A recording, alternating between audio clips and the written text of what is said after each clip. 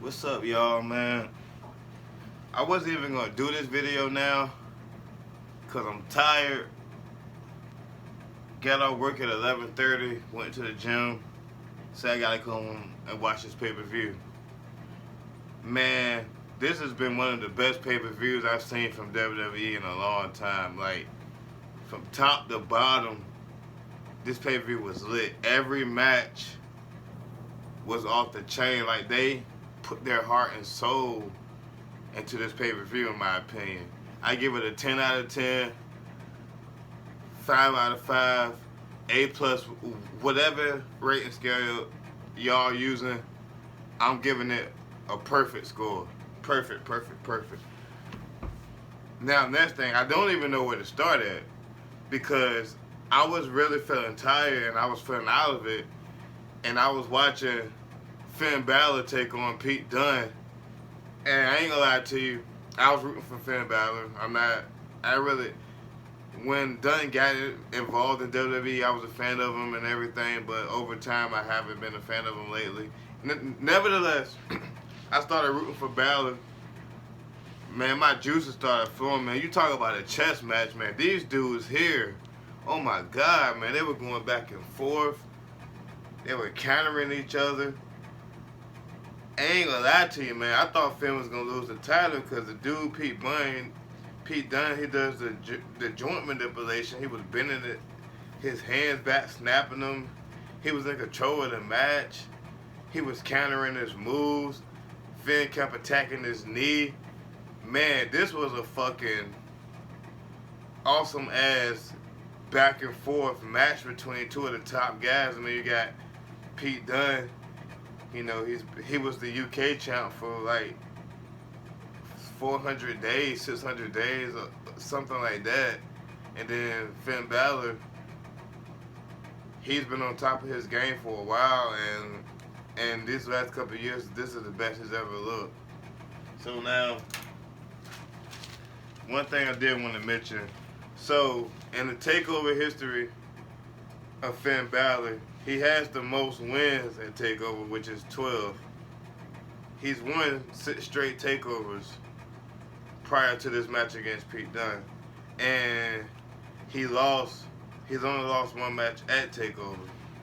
Now, like I said, this match here was just fucking crazy, man. It was off the chain. It's a very, very, very, very, very good competitive classic match. In the end, Finn did what he does, and he prevailed, and I was happy to see that. Now, after the match, Pete Dunne and the tag team champs came out, and they started attacking Finn. So, of course, over the last month or so, Undisputed Era has been coming out to help Finn, but they're really coming out because they have a problem with Pete Dunne, the tag team champions, and Pat McAfee.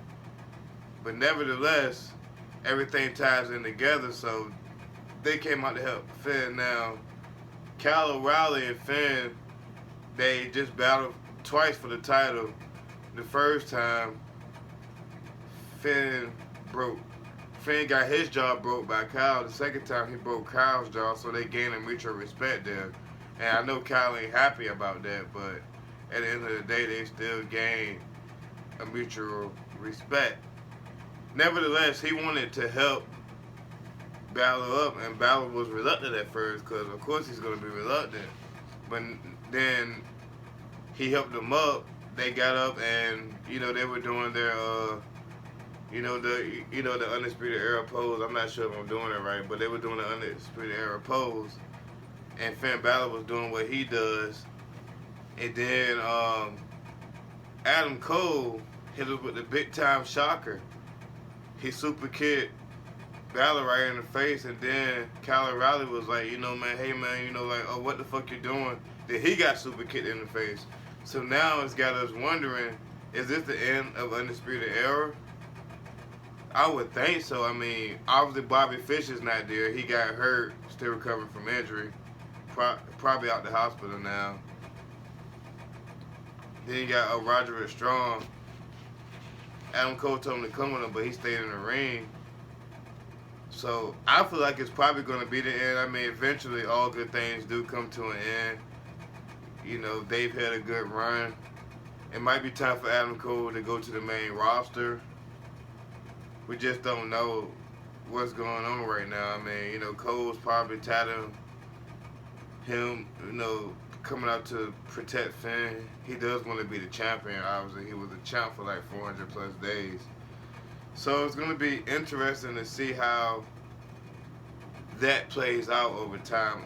You know, I really haven't been watching NXT like that. I've been watching it, should I say, but I ain't really been paying attention too much. I just kind of been keeping up with it. But this right here has re-sparked my interest. So what do I want to talk about next?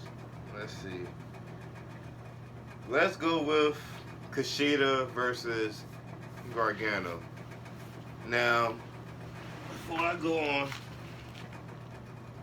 let's see, Gargano, he's the first ever 3-time champ, North American champion. He's the first ever Triple Crown champion. For all who don't know, that means that's a person who's won every belt that they could possibly win in their company. And if Kushida was to win this match, she would be the first ever Japanese North American champion. So now, this match right here, man, this was another good, great chess match, man. These two were going back and forth in the beginning. It was like a stalemate. They were just countering each other, like just, you know, trying to outmaneuver each other, like doing the same moves. It was crazy. It went back and forth for a while, man. And I honestly thought Gargano was going to lose this match because everybody knows that Kushida, since he's come back from his injury, he's been a new person. He's been attacking people's limbs. His submission game has been on point. His counters have been on point. He's been more dangerous. He beat Velveteen Dream at the last takeover, which I believe was his first takeover. And like this dude has just been on point. He's been on a whole nother level. Then everybody knows about Gargano's curse of how him and Sasha Banks have the same curse. How when they would win the title, they'll lose the title the very next day. Where they both have broken their curse. Nevertheless, this was a good match. Like I said, Kushida, he attacked the arm. Gargano, he attacked the neck area. And ultimately, that was the difference. You know, he had no help. There was no excuses. The match was one-on-one. And it was a classic match. And Gargano, he got the better of him. And he was able to win. I ain't gonna lie to you, I was rooting for Kushida, but I felt like Homeboy was going to win the match. I believe I said that in my last video. Now, the next match I want to talk about, this match right here, man. We had MSK versus Grizzled Young Veterans. Now, the Grizzled Young Veterans have been a tag team for a while, I think close to 15 plus years. They got to the finals last year where they lost, so now they're back in the finals. And man, MSK, these guys were nobodies, you know, a couple of weeks ago. And I'm like, who are these guys? And then, you know, they came in here and they won 3 straight matches. And so now it sets up a final, man. These guys, they're interesting guys, you know. They be high flying. Them guys be scaling the ropes.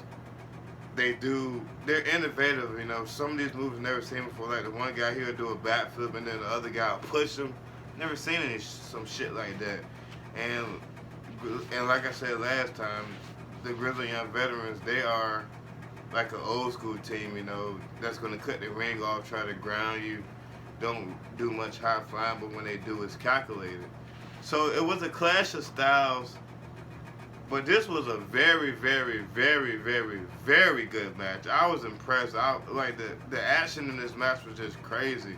And I thought that the veterans, the established veterans were going to win this match based off the fact of how they cut the ring off and how they happen to know where each other be at all times. But that wasn't the case. So, with that being said, MSK are the Dusty Road winners, and I was very impressed by this match. Now, setting up for a future match, which so they won the, so by them winning the match, they earned a title shot. Now they'll be taking on whoever the champs are at the time, whether it's Lorcan, Danny Burch and Oni Lorcan, or whoever. I believe MSK, they're gonna win the titles. That's just my opinion, but these guys are on another level, and it's crazy to even think that with all the competition that NXT has. So now we have two more matches left.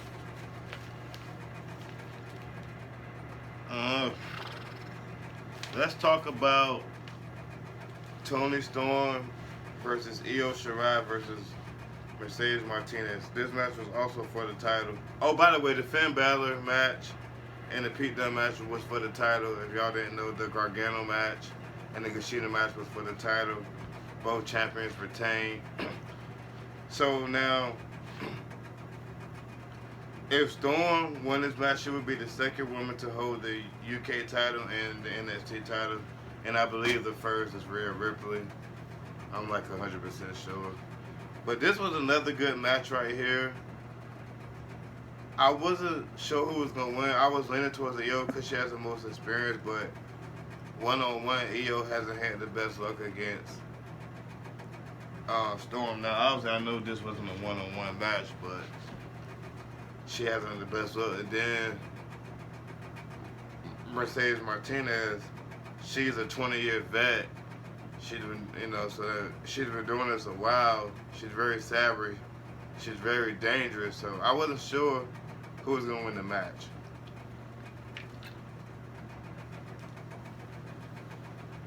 That match right there had its moments, but in the end, Io did what she did. She retained the title. Now the match that kicked off the show was for the Women's Dusty Road Classic Tag Team. And it was Raquel Gonzalez and Dakota Kai versus Ember Moon and Shotzi Blackheart. Now, Raquel and Dakota, they have been a tag team for over a year, and they were the longest tenured tag team in this tournament. So now, the match started off with Raquel Gonzalez. She was out there, she was dominating. She was showing her power, and she really is a difference maker, man. Her power is just off the chain. Like, this Glamazon here is no joke. Man, when I was watching, like, they were doing everything they can, throwing them at her. Once a Dakota got in the match, they were able to control things better. But in the end, this girl's power is something serious, man. She's very good, and she has been on the rise for a while now. She pinned Io in War Games. She beat Rhea Ripley in the last women's standing match. So, big shout out to them for winning the match. If y'all don't know who the winners were, it was Dakota and Raquel. Like, they both made history. This was a very, very good pay-per-view. I was impressed. It was only 2 hours and 33 minutes. I thought it would have been longer, but what I seen from that, no complaints. Not one at all. I'm looking forward to coming back next week and doing the Elimination Chamber. Y'all stay tuned, subscribe, comment, like my videos, follow me on Facebook, Instagram. If you need all that, I'll send it to you. If you're into chess, I'm on Le Chess. I'm on chess.com. Hit me up, y'all. Don't be a stranger. Don't bite. Thank you.